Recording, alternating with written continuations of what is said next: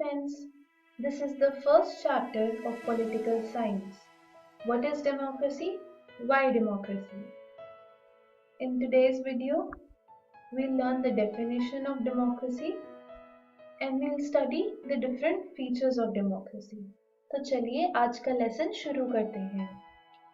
The word democracy comes from a Greek word जिसको बोलते हैं डेमोक्रेटिया. ग्रीक में डीमोस का मतलब होता है पीपल और क्राटिया का मतलब होता है रूल. इन दोनों को मिलाकर बनता है वर्ड डेमोक्रेटिया, जिसे इंग्लिश में डेमोक्रेसी कहते हैं. इस बात से हम यह कह सकते हैं कि democracy is a form of government in which the rulers are elected by the people. Democracy government की एक ऐसी फॉर्म है जिसके अंदर रूलर्स को लोग इलेक्ट करते हैं, पीपल इलेक्ट करते हैं. पर अब सोचने वाली बात ये है कि क्या ये डेफिनेशन सफिशिएंट है? क्या ये डेफिनेशन काफी है डेमोक्रेसी का मतलब समझने के लिए? Every government that holds elections is not democratic. वो हर गवर्नमेंट जिसमें इलेक्शंस होते हैं वो जरूरी नहीं है कि वो डेमोक्रेटिक हो. उसके एग्जाम्पल्स हम इस वीडियो में आगे देखेंगे. तो हमें क्या करना चाहिए? I'll tell you.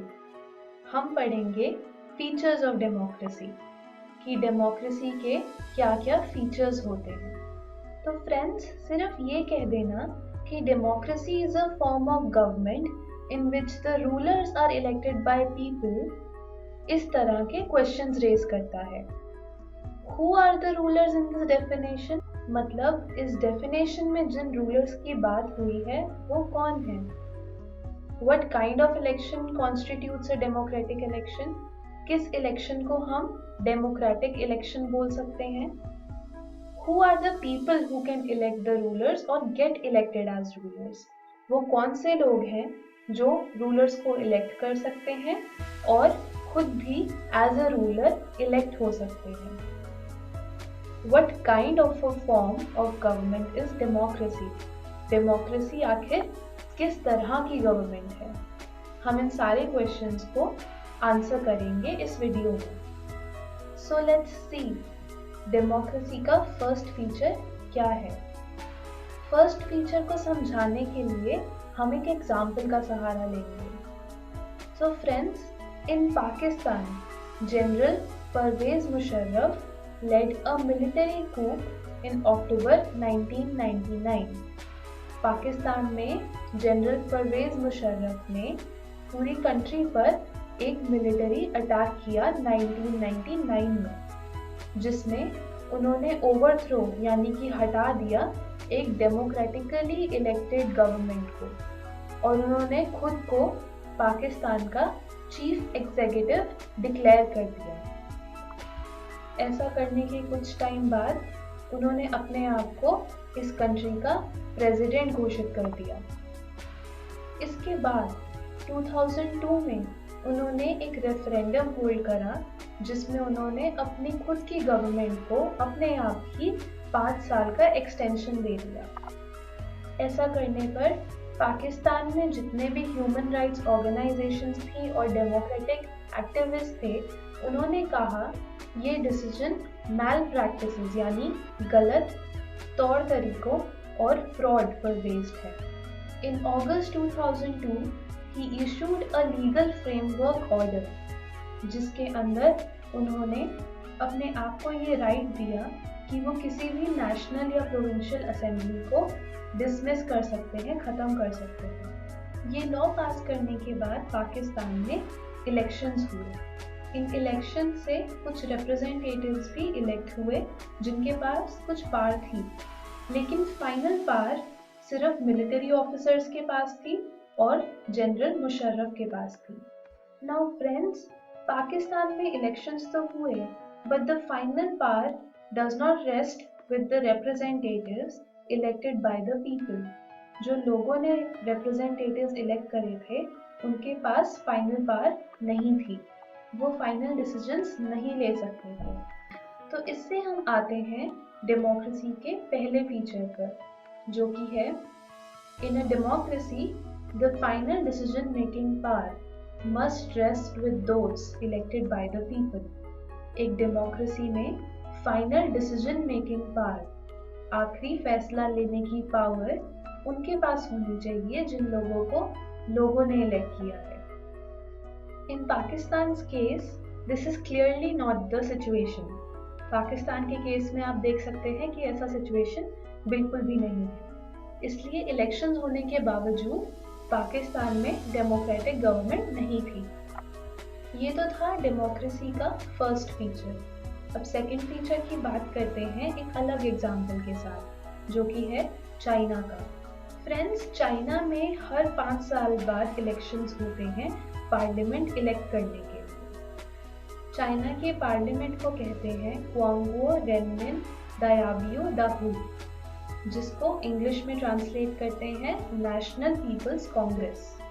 इस पार्लियामेंट के पास पावर होती है to appoint the president of the country. लेकिन यहाँ पर किसी भी इलेक्शन में पार्ट लेने के लिए कैंडिडेट को चाइनीज कम्युनिस्ट पार्टी का अप्रूवल चाहिए होता है। सिर्फ वही लोग जो मेंबर हैं चाइनीज कम्युनिस्ट पार्टी के या फिर उन छोटी छोटी 8 पार्टीज के जो कम्युनिस्ट पार्टी से अलाइड है, उनसे मिली हुई है, सिर्फ वही लोग यहाँ के इलेक्शंस में पार्टिसिपेट कर सकते हैं और गवर्नमेंट हमेशा कम्युनिस्ट पार्टी की बनाती है। फ्रेंड्स, दूसरा एग्जाम्पल देखते हैं हम मेक्सिको का। मेक्सिको में भी हर 6 साल बाद इलेक्शंस होते हैं and a president is elected. लेकिन 2000 तक हर इलेक्शन को PRI, जिसका मतलब है इंस्टीट्यूशनल रेवोल्यूशनरी पार्टी, ही यहाँ पर जीतती थी। ईयर 2000 तक जो भी पार्टी PRI के अगेंस्ट इलेक्शन में खड़ी होती थी वो कभी भी जीत नहीं पाती थी। इसका पहला रीजन ये था, the PRI was known to use many dirty tricks to win elections। PRI dirty tricks use करता था, unfair means यूज करता था इलेक्शन जीतने के लिए। All those who were employed in government offices had to attend its party meetings। जो भी लोग गवर्नमेंट ऑफिसेज में काम करते थे उन्हें इस पार्टी की मीटिंग्स को अटेंड करना होता था। Teachers of government schools used to force parents to vote for the PRI। Government schools में जो टीचर्स थे वो फोर्स करते थे लोगों को PRI के लिए वोट करने के लिए। Media largely ignored the activities of opposition political parties except to criticize them। जो मीडिया और जर्नलिस्ट थे वो दूसरी पार्टीज की कोई भी बात को इग्नोर करते थे। सिर्फ उनकी बात तब होती थी जब उनको क्रिटिसाइज करना होता था। Sometimes the polling booths were shifted from one place to another in the last minute, which made it difficult for the people to cast their votes।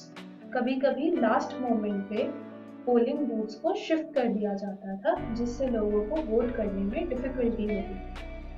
और फाइनली PRI अपनी कैंपेन के लिए बहुत ज़्यादा पैसे खर्च करती थी। सो इन दोनों एग्जाम्पल से हम अपने सेकेंड फीचर पे आते हैं डेमोक्रेसी के, जो कि है a democracy must be based on a free and fair election where those currently in power have a fair chance of losing. एक डेमोक्रेसी में इलेक्शन फेयर और फ्री तरीके से कंडक्ट होना चाहिए जहां पर वो लोग जो भी पावर में है वो भी हार सके। चलिए अब थर्ड फीचर की बात करते हैं। हमने बहुत बार पढ़ा है कि बहुत सारी कंट्रीज में स्ट्रगल हुए हैं यूनिवर्सल अडल्ट फ्रेंचाइज पाने के लिए, जिसका मतलब होता है वोटिंग राइट्स।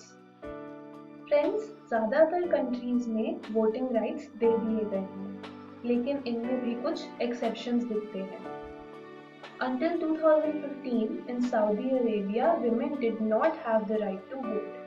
2015 तक सऊदी अरेबिया में विमेन को वोट करने का राइट नहीं था। Estonia has made its citizenship rules in such a way that people belonging to Russian minority find it difficult to get the right to vote। Estonia में citizenship के rules इस तरह बनाए गए हैं कि रशियन माइनॉरिटी को बहुत डिफिकल्टी होती है वोटिंग राइट्स गेन करने के लिए। In Fiji, the electoral system is such that the vote of an indigenous Fiji has more value than of an Indian Fiji. यानी कि फिजी में इलेक्टोरल सिस्टम इस तरह है कि इंडिजीनियस फिजी के वोट की ज्यादा वैल्यू है than Indian Fijian. Friends, democracy as a government equality के प्रिंसिपल पर बेस्ड है और ये एग्जांपल्स हमें दिखाते हैं कि इन सभी जगहों पर इक्वालिटी नहीं है। तो हमें थर्ड फीचर मिलता है डेमोक्रेसी का। In a democracy each adult citizen must have one vote and each vote must have one value. एक डेमोक्रेसी में हर एक अडल्ट को एक वोट मिलना चाहिए और हर एक वोट की एक वैल्यू होनी चाहिए। अब बात करते हैं हम अगले फीचर के डेमोक्रेसी के, जो कि हम पढ़ेंगे जिम्बाब्वे के एग्जाम्पल से। Zimbabwe attend independence from white minority rule in 1980। 1980 में जिम्बाब्वे को वाइट माइनॉरिटी रूल से इंडिपेंडेंस मिल गई थी। Since then, the country has been ruled by ZANU-PF, the party that led the freedom struggle. तो जिस party ने freedom struggle against whites lead किया था, वही पार्टी तब से वहां पर रूल कर रही थी। The leader of this party was Robert Mugabe. इन्होंने रूल किया था जिम्बाब्वे को since independence till 2017। Now friends, president Mugabe was popular. ये प्रेसिडेंट बहुत ही पॉपुलर थे, but also used unfair practices in election. लेकिन ये इलेक्शंस जीतने के लिए इलेक्शंस में अनफेयर प्रैक्टिसेस यूज करते थे। इनके टर्म के दौरान कॉन्स्टिट्यूशन में बहुत सारे चेंजेस लाए गए, जिससे प्रेसिडेंट की पावर्स को इंक्रीज करा जाए और उन्हें लेस अकाउंटेबल बनाया जाए। जो भी पॉलिटिकल पार्टी इलेक्शंस में इनके अगेंस्ट होती थी, उनके लोगों को हरास किया जाता था, तंग करा जाता था और उनकी मीटिंग्स को डिसरप्ट किया जाता था। यहाँ तक कि television and radio were controlled by government. Television और रेडियो को गवर्नमेंट कंट्रोल करती थी और सिर्फ वही पॉइंट ऑफ व्यू देती थी जो कि रूलिंग पार्टी का था। इन सब और कई ऐसी और मैल प्रैक्टिसेस की वजह से इस पार्टी का लीडर पॉपुलर तो था, लेकिन इस पार्टी को एक डेमोक्रेटिक पार्टी नहीं कहा जा सकता। इस एग्जाम्पल से we have the last feature of democracy, which is a democratic government rules within limits set by constitutional law and citizens rights. एक डेमोक्रेटिक गवर्नमेंट रूल करती है कॉन्स्टिट्यूशन द्वारा सेट की गई लिमिट्स से और सिटीजंस के राइट्स को ध्यान में रखते हुए। So after looking at these features of democracy, let us define democracy in a complete sense. Democracy is a form of government in which rulers elected by the people take all the major decisions. Rulers जिन्हें लोगों ने elect किया होता है, वो सभी major decisions लेते हैं। Elections offer a choice and fair opportunity to the people to change the current rulers. Elections provide करते हैं एक फ्री और फेयर अपॉर्चुनिटी लोगों को कि वो करंट रूलर्स को चेंज कर सके। This choice and opportunity is available to all the people on an equal basis. ये चॉइस और ये अपॉर्चुनिटी हर इंसान को इक्वालिटी के बेस पे होनी चाहिए। The exercise of this choice leads to a government limited by basic rules of the Constitution and citizens' rights. इस एक्सरसाइज से जो गवर्नमेंट चूज की जाती है, वो लिमिटेड होती है कॉन्स्टिट्यूशन में दिए गए रूल्स और सिटीजन्स के राइट्स के द्वारा। That's it friends for today. I hope कि आपको सब कुछ अच्छे से समझ आया होगा। Let's take a look कि हमने आज इस लेसन में क्या क्या सीखा। हमने डेफिनेशन ऑफ डेमोक्रेसी के बारे में जाना, हमने बहुत सारी नॉन डेमोक्रेटिक कंट्रीज के बारे में भी बात की और हमने डिफरेंट फीचर्स ऑफ डेमोक्रेसी पढ़े। फ्रेंड्स, आप घर जाकर अपनी बुक में से ये फर्स्ट चैप्टर ज़रूर रीड करिएगा।